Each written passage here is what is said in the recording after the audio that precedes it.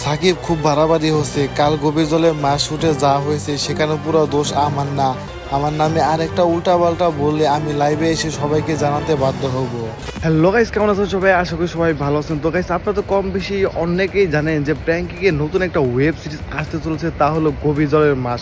তো সেই শুটিং সেটে সাকিব এবং মিরাজের ঝগড়া লাগছে।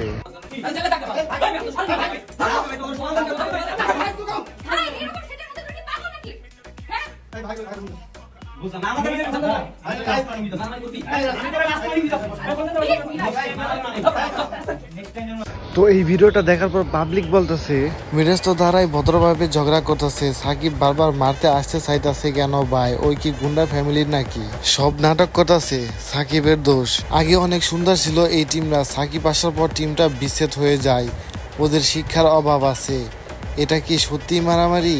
তো এই ভিডিওটি দেখার পর আপনার কি মনে হয়? এটা কি সাকিব এবং মিরাজের মধ্যে মারামারি লেগেছে সত্যি, নাকি এটা নতুন ওয়েব সিরিজের কোনো শুটিং এর ভিডিও? তো এই বিষয়ে আপনাদের কি মতামত অবশ্যই কমেন্ট করে জানিয়ে দিবেন। এবং রাকিব হোসেনকে ফলো দিয়েছে ওয়ার্ল্ডের নাম্বার 1 ইউটিউবার মিস্টার বিস্ট। শুধু তাই নয়, রাকিব হোসেনকে নক দিয়ে বলেছে যে রাকিব হোসেনের সাথে সে কোলাবোরেশন করতে চায়।